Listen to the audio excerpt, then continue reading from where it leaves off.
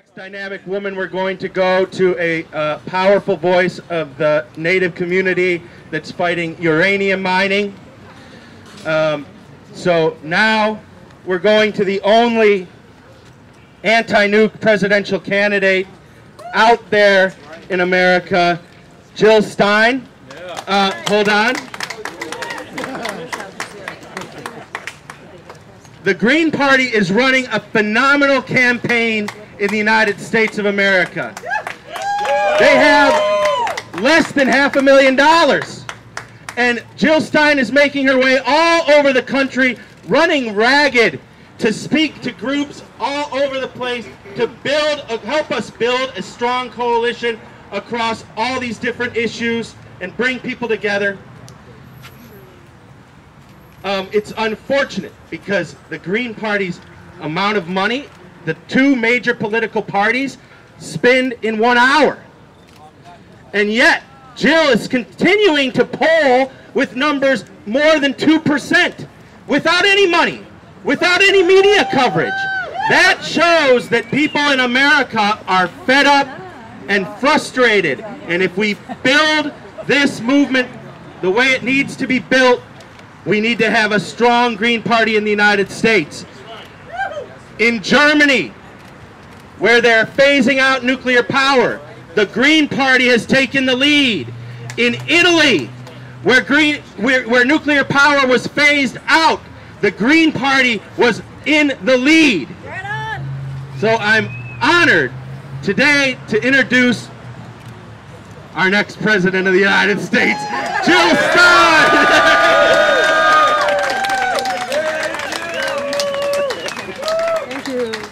Thank you all so much. I am deeply honored to be here because we are a powerful movement, and the movement for a nuclear-free world is at the core and at the leadership of a broad movement for peace, justice, and democracy that is rising up all over this world, and I thank you all for leading us there.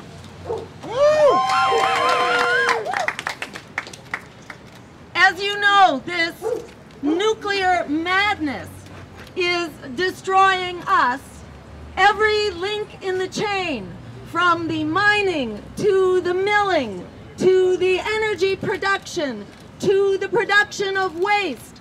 Over 100 nuclear bombs worth of waste from every nuclear power plant in this country every year. It's absolutely staggering. And then the weapons that are in fact generated as part of the nuclear weapons industry. Every link in this chain serves the economic and political elite, but does not serve the people of America or this world.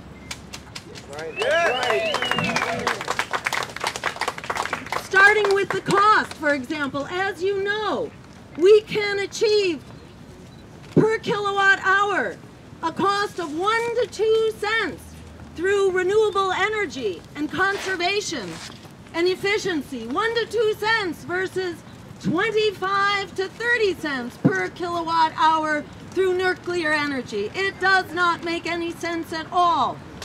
We know that 1 out of every 3 Americans is now living within 50 miles of a nuclear power plant. And in the Fukushima meltdown, the contamination went at least 140 miles. So we are not safe so long as we have nuclear power in this country. And on the waste, they don't have a place to put it. And as we know, in Fukushima, it is the stored fuel pools which are at least as dangerous as the nuclear power plants themselves. They have no plan for this. It's an incredible credit to this movement that you stopped Yucca Mountain. Because there is no safe repository. And the mobile Chernobyls that it was going to take to move the waste to Yucca Mountain are still a threat if we move that waste off-site at all. And as you probably know, their latest plan is to replace Yucca Mountain with these temporary nuclear dumps in parking lots across America, particularly in Native American lands and reservations. And it's an incredible credit to those very powerful women in the Native American movement who have stood up and mobilized to stop those nuclear dumps on their lands. They are keeping all of us safe. So just giving credit where it's due. You know, the press doesn't cover us. Not only the anti-nuclear movement, but the Medicare for All movement, the living wage movement, the movement to stop the free trade agreements that continue to offshore our jobs. This is how they conduct a psychological warfare against the power of the people. Now, why do they conduct psychological warfare? Because it's the only tool they have. We have the power of truth, justice, the facts, democracy, and public opinion on our side.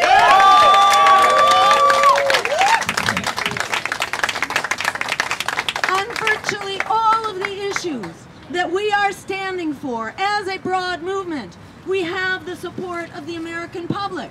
The American public is calling for the creation of jobs, good living wage, community-based jobs, including in the green areas of the economy, clean renewable energy and conservation, healthy, local, sustainable food production to provide for food security and food sovereignty and good nutrition, jobs in public transportation, which is green transportation, so that we don't have to be driving our cars and breathing the polluted air. Instead, our kids can be walking and biking to school, and we can be walking and biking and taking public transit to work. That is what a real healthcare system looks like, not this sick care system that we currently have. And the public is also calling for Medicare for all as a human right, because we deserve it and because it will save us trillions of dollars over the coming decade by doing away with this massive, wasteful health insurance bureaucracy. So we got two ways to deal with the national debt. One is by imposing austerity on us, which is what both Democrats and Republicans are collaborating to do, or we could get it by moving to Medicare for all, alone, would equally do away with the debt. And again, that's why the corporate press does not cover us, but remember, it's because they're quaking in their boots and they are scared of the power that we represent here today. And one other solution I must mention, which is to downsize the military. Let's go back. Since the year 2000, we have doubled, not we, but our misleadership has doubled our military budget. Have they made us twice as secure? No! As we are seeing all over the Middle East now, by the uprisings, by the demonstrations against Americans, we have not won the hearts and minds of the people of the Middle East through militarism and war. To the contrary, dropping bombs on weddings and funerals through drones flying above is not how we get to peace and security in this country and around the world.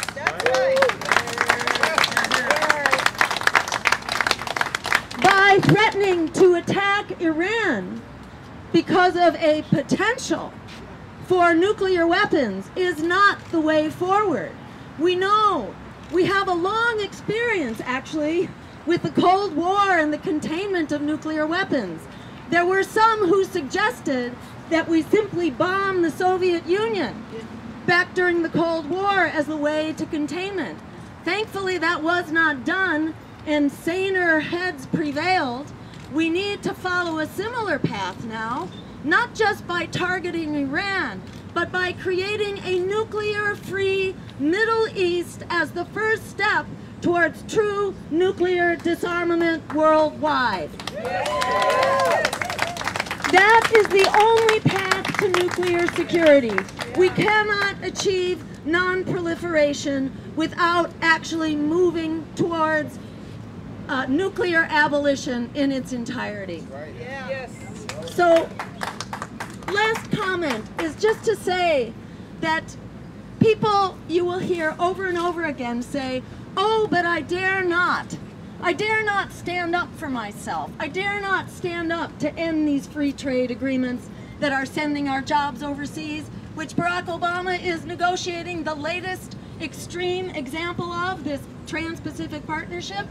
I dare not stand up, they will tell you. We dare not stand up to stop nuclear, the incredible waste of $600 billion being proposed by this president now, by the Obama White House. $6 billion that they want to put into renovating the nuclear weapons industry, renovating production, modernizing production, and creating a new generation of bombers, ballistic missiles, and nuclear-armed submarines. They will tell us that we dare not stand up to vote no against further nuclear madness. They will tell us we dare not stand up for our civil liberties, which are being trashed by the Obama White House, even beyond what George Bush did, because they are criminalizing protests. Thank you. They are criminalizing our free speech rights, as Chris Hedges knows so well. They are threatening all of us with indefinite detention without charge or trial. That threatens not only press, members of the press like Chris Hedges, it threatens every one of us who can be thrown into jail at this president's pleasure without having a charge or our hour of defense in court. We are losing the presumption of innocence under this president. The very foundations of American liberty are under attack. And we will hear people tell us, oh, we dare not stand up to defend basic liberty. We dare not stand up to defend our environment because Obama has embraced drill baby drill, and as you know, has gone far beyond George Bush in giving the green light to fracking, in giving the green light to opening up the Arctic to devastating exploration, opening up offshore oil, our national parks, more mountaintop removal, and undermining our international accords. In South Africa 2 years ago, this president said, oh, we can wait till 2020. But as you know, the science clearly says we cannot wait till 2020. We cannot wait till 2016. We need to stand up right now. They will tell us we have to be quiet because standing up is dangerous. But in fact, that politics of fear has silenced so many people of principle, so many people of goodwill and conscience. And what we have found is that silence is not an effective political strategy. And in fact, the politics of fear has actually delivered everything we were afraid of. The expanding wars, the expanding nuclear power plants, the expanding free trade agreements, the attack on our civil liberties, the attack on immigrant rights. We have gotten it all in unprecedented quantities because we allowed ourselves, the voice of the public interest, to be silenced. So it's not just okay to stand up and vote for a third party, a non-corporate, independent third party, of which there is only one right now, and that is the Green Party. It's not just okay, it is life-saving, it is job-saving, it is planet-saving. And we must tell our friends who are still trapped in this politics of fear that in fact it's time to replace the politics of fear with the politics of courage. Because in fact it is the politics of courage that has always led the way forward. And again, as Howard Zinn said, it's not so much who wins the office as it is who wins the day by sitting in and standing up and shouting out what it is that we need to do to move forward. That's how, with the abolition movement, the abolition of slavery, with women's right to vote, with the labor movement. It took a social movement on the ground, which we here today represent. But it also took an independent political party to move those solutions and those demands into the political agenda where they become a life of their own and they cannot be stopped. Independent politics and social movements are a winning combination. It's a marriage made in heaven, and together we are unstoppable.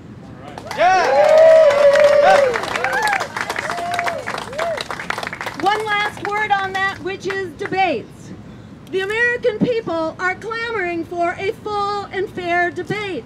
We see in poll after poll that the American people are not standing for these two concocted Wall Street-powered solutions that they are being offered in the form of Barack Obama and Mitt Romney. We're seeing about half of voters in polls say they think we need a third party and they would seriously consider voting for one. We're also seeing in a recent study published by USA Today last week, 90 million voters are sitting this election out because they don't want to vote for Romney or Obama. Yes. That is twice as many voters as are currently voting for either Romney or Obama. That is where the power lies. That is where our power lies, and that's how we move forward. As Alice Walker said, the biggest way people give up power is by not knowing they have it to start with. Well, we have it in enormous quantities like never before, and we are standing up to use it. And part of the way we stand up is by demanding that we open up the debates. Please go to Occupy the CPD, that is the Commission on Presidential Debates, occupythecpd.org, or just go to our website, jillstein.org, and you can become a part of that demand. Once this gets out of the box, it's going to be unstoppable. In every race that I have run at the state level in Massachusetts, and there have been 3 of them, we have always been excluded at the beginning from the debates, and we have always managed to fight our way in. So it ain't over till it's over. In fact, it's just beginning. Together we are unstoppable. Let's turn this breaking point into the tipping point we deserve and take back our democracy and the peaceful, just, nuclear-free future we deserve. Thank you so much.